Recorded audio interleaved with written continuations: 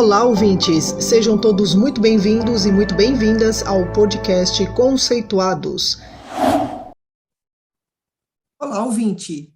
Este episódio é para você que se interessa pela técnica de mapeamento conceitual e busca conhecer novas maneiras de utilizar essa ferramenta.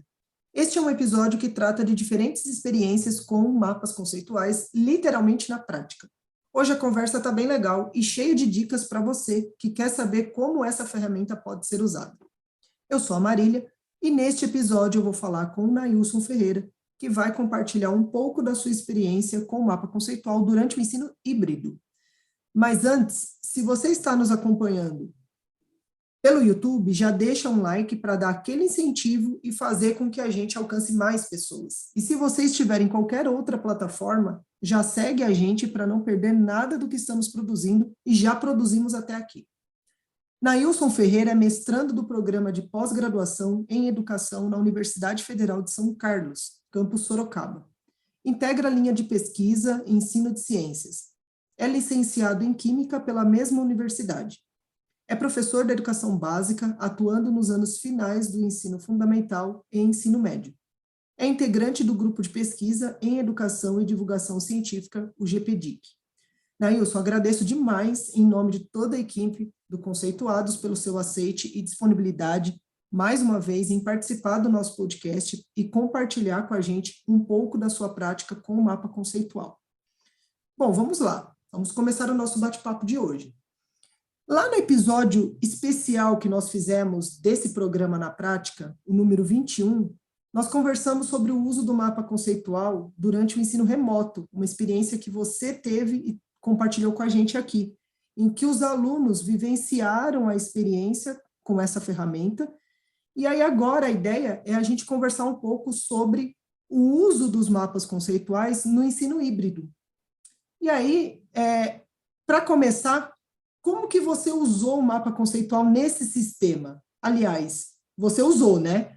Usou como? Quais foram os maiores desafios desse período? Olá, Marília. Olá, ouvintes. Para mim é muito bom poder voltar aqui ao podcast para compartilhar um pouco das experiências com os mapas conceituais. Sim, eu utilizei os mapas conceituais nesse período também, em que a gente estava sob o regime híbrido de ensino.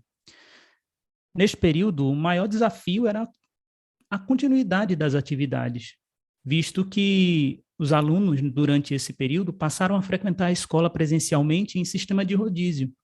Semana sim, outra não. Logo, as atividades realizadas com uma turma precisavam ser repetidas na semana seguinte, a fim de atingir o maior número de participantes possível. Em caso de ausência, a situação ficava ainda um pouco mais complicada.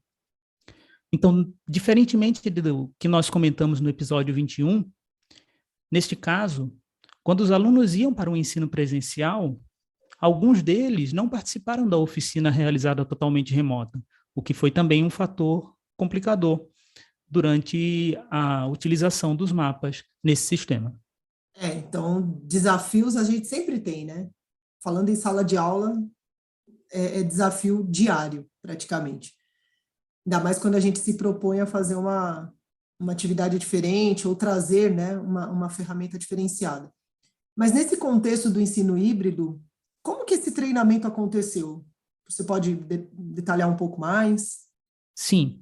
Nesse momento, nós não dedicamos um tempo para focar apenas no treinamento em mapeamento conceitual, visto que esse foi o objetivo da oficina que nós havíamos realizado apenas remotamente.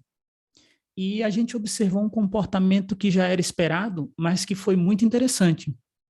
Os alunos que participaram da oficina remotamente apresentaram uma maior facilidade em resolver as tarefas com os mapas conceituais que nós propusemos do que aqueles alunos que, por alguma razão, não puderam participar da oficina remotamente naquele momento.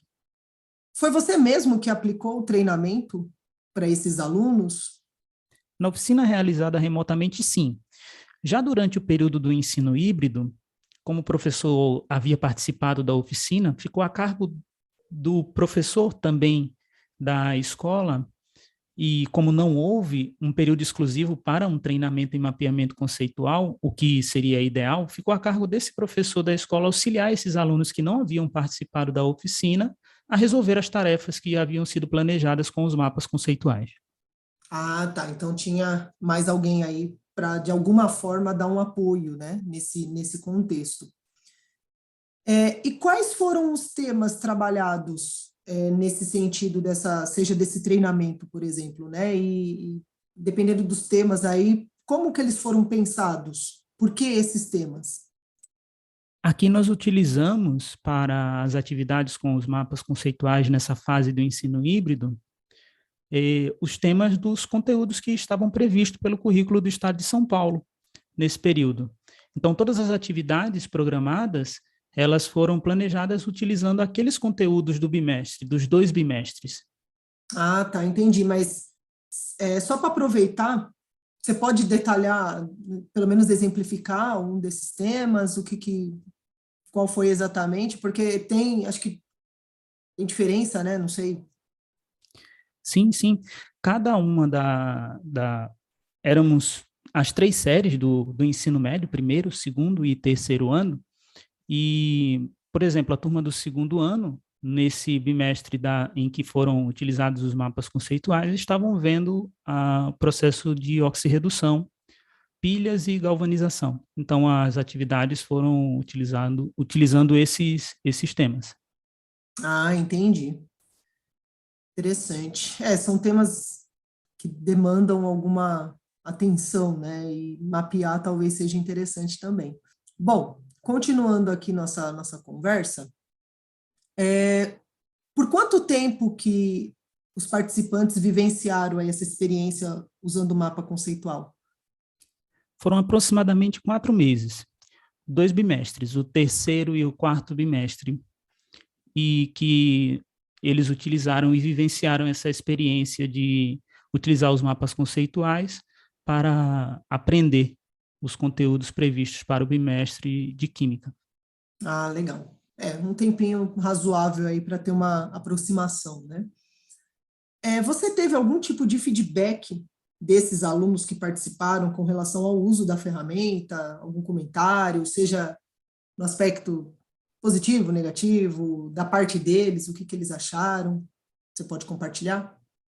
Sim, tanto dos alunos quanto do professor que participou, como você bem comentou, tive um apoio do professor de Química na escola também, e o feedback é bastante positivo. A maioria dos alunos, eles se envolveram nas atividades e participaram ativamente. E quanto ao professor, ele apontou que trabalhar com os mapas lhe ajudou, inclusive, a refletir a respeito da sua própria prática.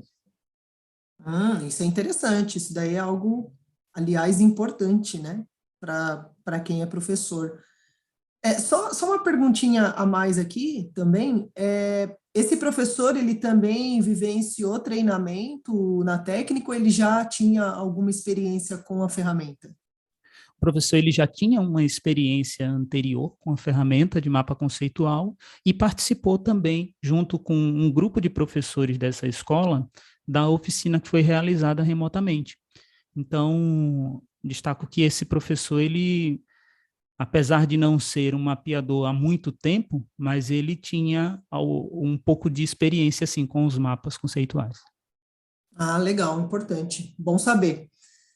Então, considerando, Nailson, essa sua experiência, né, você já falou um pouco dela no ensino remoto emergencial, né, aquele período mais crítico que nós tivemos aí, que nos reinventar, que foi a palavra da vez. E aí você traz agora um pouco dessa experiência nesse ensino híbrido, né, onde a gente tem, né, um sistema de rodízio nas escolas, então fica às vezes um pouco complicado de articular algumas atividades, porque parte dos alunos estavam na escola, parte não estava, tal.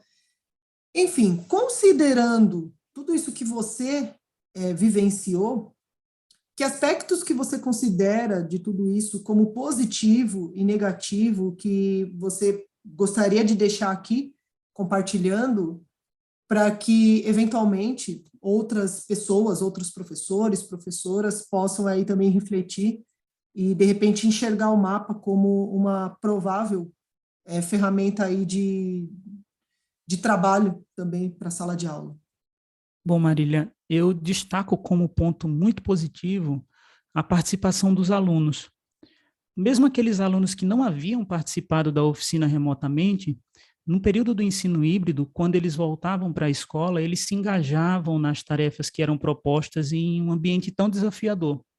É importante destacar que nós estamos chamando de híbrido esse ensino em que o aluno está em sistema de rodízio presencial na escola, mas os alunos eles levavam a atividade com os mapas para a semana em que ele não estaria presencialmente na escola, por isso que a gente acaba chamando de ensino híbrido.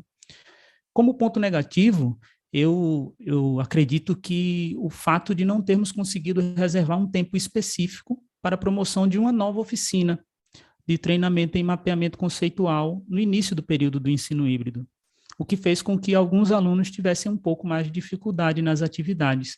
Inclusive, foi um ponto destacado pelo professor que deu esse apoio à execução das atividades. Sim, o tempo e a prática em si é algo primordial, né, para se tornar até um mapeador melhor, né, para quem é mapeador entende um pouco mais isso, porque tem que fazer, né, tem que praticar, e ir estudando, e fazendo, enfim, tem que ir utilizando a ferramenta, né, tem que pôr a mão na massa, literalmente falando, né. Bom, Nailson, então, a gente está encerrando esse episódio. Eu agradeço de novo muito pela sua presença aqui, em nome de toda a equipe do Conceituados, por você ter disponibilizado novamente um tempo para compartilhar uma outra experiência da sua prática docente, utilizando o mapa conceitual, e que tudo isso, de alguma maneira, né, sirva de inspiração para quem nos acompanha por aqui. Se quiser fazer alguma consideração, fique à vontade. Eu quem agradeço, Marília, muito obrigado a toda a equipe do Conceituados, e estarei sempre disponível para compartilhar um pouco dessas experiências com os mapas conceituais. Legal, muito obrigada. E você, ouvinte, obrigada pela sua audiência. Fique ligado, fique ligada nos próximos episódios do nosso podcast. Estamos preparando mais episódios especiais como esses, na técnica de mapeamento, para te inspirar e motivar a se tornar também um mapeador. Compartilhe esse episódio com aquela pessoa que também precisa conhecer esse conteúdo. Aproveita e escolha a sua plataforma preferida para ficar por dentro de todo o conteúdo que estamos produzindo para você. Conceitue-se você também. Além do podcast, você pode encontrar informações sobre o nosso grupo de pesquisa e o conhecimento produzido no canal do YouTube, Facebook e LinkedIn Mapas Conceituais, e o nosso perfil no Instagram, Conceituais Mapas. Esperamos vocês por lá.